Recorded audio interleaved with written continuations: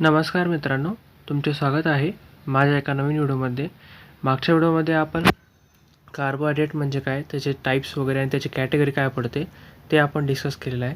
तर या व्हिडिओमध्ये आपण carbohydrate as a information molecule म्हणून कसा ॲक्ट होतो शुगर कोडमध्ये, तर ते या व्हिडिओमध्ये आपण डिस्कस करणार आहोत. तर चला तर मग आजचा व्हिडिओ सुरुवात करूया. तर सर्वात प्रथम आपण त्याचं इंट्रोडक्शन पाहूया शुगर कोडचं. The sugar code refer to the fascinating way that carbohydrate beyond just being a source of energy. म्हणजे जे काही शुगर कोड असतात ते कार्बोहायड्रेट असतात. जे काही जे सोर्स असतं एनर्जीचं, म्हणजे ते मेनली जे शुगर कोड असतात जे कार्बोहायड्रेट असतात ते मेनली काय असतात, एनर्जीचे सोर्स असतात. ते जे काही कार्बोहायड्रेट म्हणजे जे काही मोनोसॅक्राइड असेल किंवा डायसॅक्राइड असेल त्याला इनकोड करतात. आणि जी काही ट्रान्समिट म्हणजे जी काही इन्फॉर्मेशन वगैरे आहे ती कार्बोहायड्रेट शुगर कोडद्वारे ट्रान्समिट करतं इन अ लिव्हिंग सिस्टीम. आणि एखाद्या सेलमध्ये किंवा एखाद्या लिव्हिंग सिस्टीममध्ये जी काही एनर्जी सोर्स म्हणून किंवा जी काही इन्फॉर्मेशन इन्कोड करण्यासाठी किंवा इन्फॉर्मेशन ट्रान्समिट करण्यासाठी मेनली जी लिव्हिंग सिस्टीममध्ये कार्बोहायड्रेट हे काम करतं. It is a complex and emerging field but hair the summary of its K aspects. म्हणजे ही कॉम्प्लेक्स आणि एकदम इमर्जिंग फील्ड आहे, पण त्याचे काही ॲस्पेक्ट्स आहे ते आपण आता डिस्कस करूया. तर सर्वात प्रथम carbohydrate as a information rich molecule. तर आपल्याला प्रत्येकाला माहिती आहे की कार्बोहायड्रेट हे रिच मॉलिक्यूल आहे. त्याच्यामध्ये वेगवेगळे शुगर्स वगैरे येतात, स्टार्च वगैरे येतात. म्हणजे त्याच्यामुळे आपले जे काही सोर्स वगैरे आहे एनर्जीचा तो फुलफिल होतो. तर unlike the protein and nucleic acid DNA और RNA whose information lies on the linear sequence. आपल्या प्रत्येकाला माहिती आहे जे काही प्रोटीन्स वगैरे असतील किंवा न्यूक्लिक ॲसिडमध्ये आपण काही DNA RNA म्हणतो, ते मेनली जिची काही इन्फॉर्मेशन असते ते लिनियर सिक्वेन्सवरती डिपेंड असते.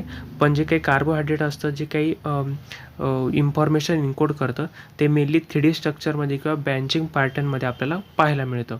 म्हणजे जे काही 3D स्ट्रक्चर वगैरे असतील किंवा जे ब्रँचिंग पॅटर्न असेल इन्फॉर्मेशनचा ते मेनली एन्कोड करण्यासाठी कार्बोहायड्रेट हे यूज होतं. This allow for the much vaster vocabulary of a signal compare to just linear sequences. आता मेनली हे जे काय याच्यामध्ये जास्त प्रमाणामध्ये सिग्नल आपल्याला कम्पेअर केले जातात as compare to the linear sequence. म्हणजे काय जे काही प्रोटीन किंवा न्यूक्लिक ॲसिड असेल त्याच्यापेक्षा जास्त प्रमाणामध्ये जी काही इन्फॉर्मेशन वगैरे आहे ती कोड केली जाते कार्बोहायड्रेटद्वारे. The specific arrangement of a sugar molecule म्हणजे monosaccharide and their are linkage bond create a unique shape and surface feature that act like a code recognize by the specialize protein called as a lectin. तर mainly जे काही specific arrangement असते शुगरची, ज्याच्यामध्ये आपण mainly म्हणतो की branch वगैरे असते मोनोसॅक्राइडची, त्याच्यामध्ये एक कार्बोहायड्रेट प्रेझेंट असतं. तर त्याच्यामध्ये जे काही त्याचं लिनिएज असतं किंवा त्याचं बॉन्ड असतं त्या स्पेसिफिक अरेंजमेंटचं, म्हणजे वेगवेगळे मोनोसॅक्राइड एकत्र येऊन एक ब्रँच तयार होते कार्बोहायड्रेटची. मग त्याची काही जे बॉन्डिंग वगैरे असते ते लिनिएज आपण म्हणतो.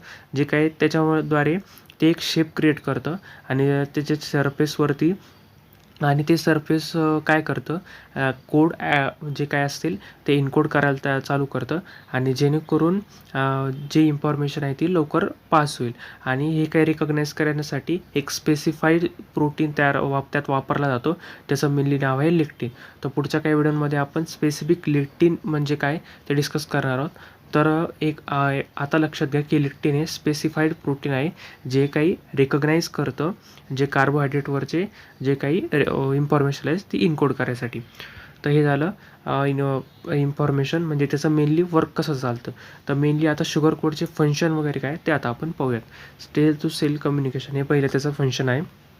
ग्लायकॅन म्हणजे जे काही शुगर चेन असेल ती cell surface act as a ID tag and communication hub.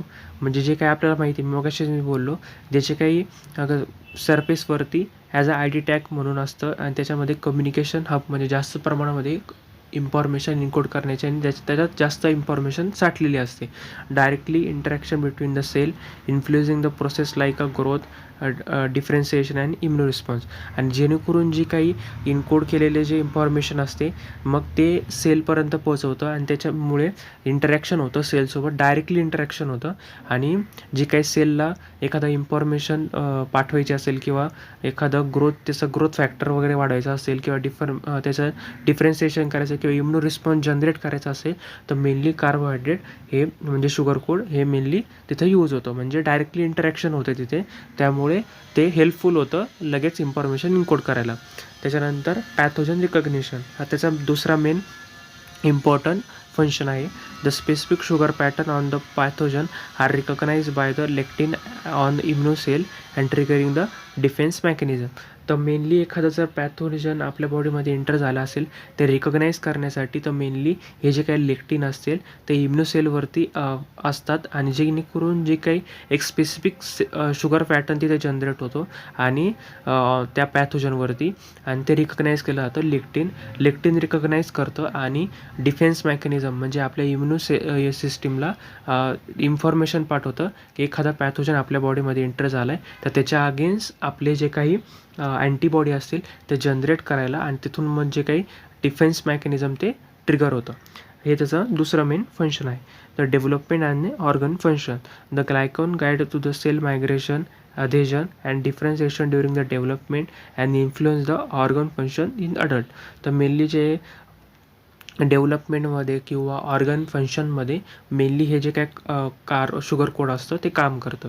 तर मेनली जे सेल मायग्रेशन म्हणजे एका साईटहून दुसऱ्या साईटमध्ये जाण्यासाठी सेलला जे काही इन्फॉर्मेशन म्हणजे दुसऱ्या सेलमध्ये इन्फॉर्मेशन टाकण्यासाठी तर मेनली जे काही लेक्टिन वगैरे आहे ते मदत करतं. किंवा ॲडेजन असेल किंवा एखाद्या दुसऱ्या सेलला अटॅच करायचं असेल किंवा डिफरन्शिएशन करायचं असेल, त्याच्या डेव्हलपमेंटमध्ये प्रोसेस घडून आणायची असेल किंवा एखाद्या अडल्टमध्ये त्याचं जे काही ऑर्गन असेल ते इन्फ्लुएन्स करायचं असेल त्यासाठी मेनली जे काही शुगर कोड आहे ते वर्क करतं. तर मेनली त्याच्यात एक्झाम्पल आहे ब्रेन आणि लिव्हर, हे झाले त्याचे फंक्शन. तर मेनली हे जे काही शुगर कोड आहे ते मेनली कसं काय डिकोड केलं जातं, म्हणजे आपण सायंटिफिकली कसं काय डिकोड करू शकतो ते आता आपण पाहूयात.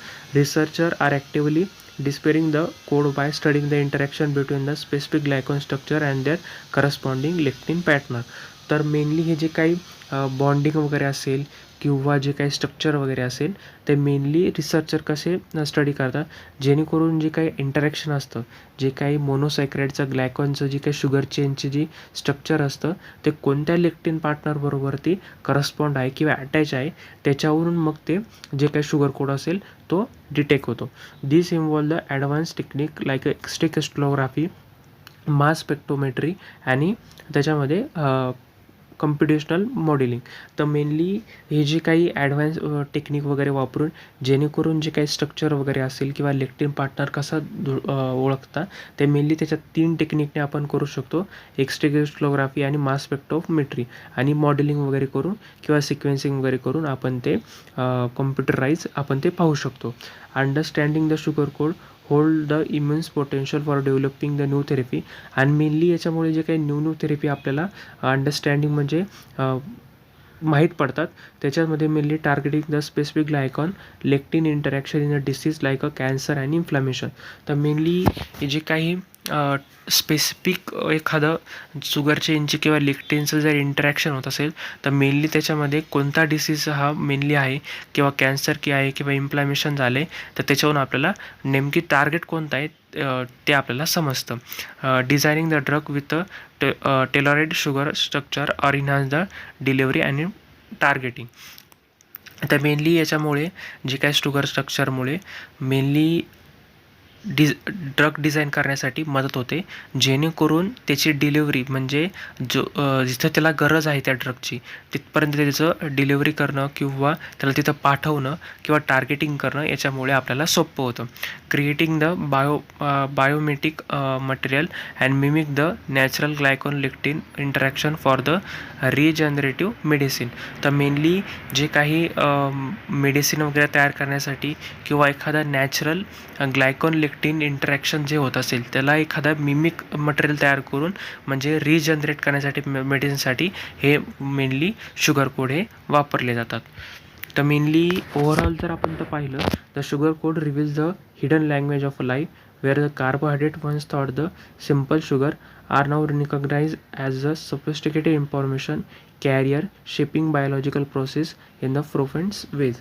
मेनली हे जे काही शुगर कोड असेल ते मेनली काय आहे कार्बोहायड्रेटचं बनलेलं आहे. तर मेनली हे सिम्पल शुगर असतात आणि ते इन्फॉर्मेशन रिकग्नाइज करण्यासाठी किंवा कॅरियर किंवा बायोलॉजिकल प्रोसेसमध्ये जी काही इन्फॉर्मेशन डिकोड किंवा इनकोड करण्यासाठी मेनली हे जे काही शुगर कोड आहे ते मेनली यूज केलं जातं. तर ह्या व्हिडिओमध्ये आपण शुगर कोडचं मेनली फंक्शन काय आहे आणि त्याचं नेमकी फंक्शन वगैरे किंवा त्याचं इंट्रोडक्शन आणि ते मेनली कशामधून आपण डिकोड करू शकतो ते आपण पाहिलं. तर तुम्हाला माझा व्हिडिओ आवडला असेल तर नक्की लाईक करा, शेअर करा आणि सबस्क्राईब करायला विसरू नका. चला भेटूया पुढच्या व्हिडिओमध्ये.